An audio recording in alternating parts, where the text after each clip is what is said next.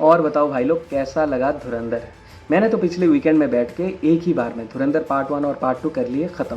पर आज की इस वीडियो में मैं आपको सुनाना चाहता हूँ इस टाइम में हमारे असम के असली धुरंधर क्या कर रहे हैं और क्या कह रहे हैं।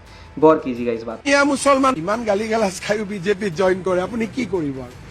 कह रहे हैं कि इन लोगों को इतना गाली गलौज करने के बाद भी आके बीजेपी में शामिल हो जाते, इसमें आप क्या ही कर सकते हैं। হয়তো জয়েন কৰিব কোৱা নাই কিন্তু আমার ফোন নম্বর আছে, ফোन দিলে মেম্বার। कह रहे हैं कि मैं तो कभी उन्हें बुलाता हूँ नहीं, पर हमारा बीजेपी का जो फ़ोन नंबर है वो हर जगह पर अवेलेबल है, उसमें डायल कर देते हैं और आके शामिल हो जाते हैं। तो भाई साहब, आप सभी ने पिछले असम के इलेक्शन में सुना ही होगा कि मामा कह रहे थे मुझे मुसलमानों का वोट नहीं चाहिए। मियाँ वोट नहीं चाहिए देगा, आप खबर करिए, जो दिन वो लोग तैयार हो जाएगा तब मैं बोलूंगा वोट दीजिए। और उनकी कही हुई बात पूरे भारत में ट्रेंड कर रहा था, because he is the one and only politician in our country जो इतना सीधा बात करते हैं, no right no left, he speak directly from the centre. और कई बार तो ये हमारे योगी जी को भी पीछे छोड़ देते हैं। तो चलिए आपको मैं ये क्लिप दिखाता हूँ, पहले ये देख लीजिए।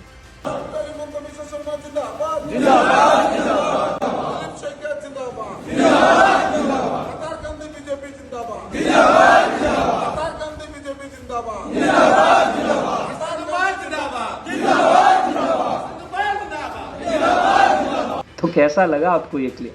ये तो बस एक ही कंस्टिट्यूएंसी का मैंने क्लिप दिखाया आपको। हमारे असम में इस टाइम में हर एक कंस्टिट्यूएंसी का हालत यही है। तो भाई साहब, इसे कहते हैं असली सिस्टम को हैक करना। जैसे हमारे इंडियन स्पाई ने जाके पूरे पाकिस्तान के सिस्टम को हैक किया है ना, बिल्कुल इसी तरह असम में हमारे मामा इस वक्त कर रहे हैं हर किसी के माइंड को hack, and we are just loving it.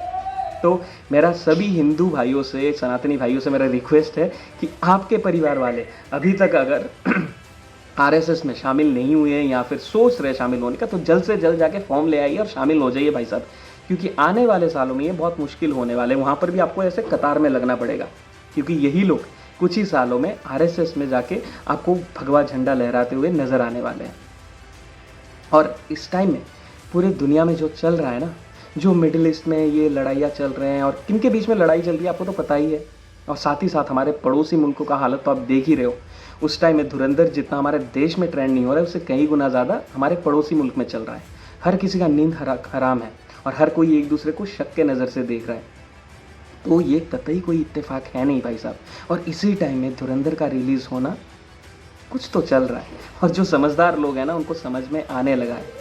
तो कमेंट करके बताइए आपको कैसा लगा धुरंधर, और साथ ही हमारे असम के असली धुरंधर की कही हुई ये बातें।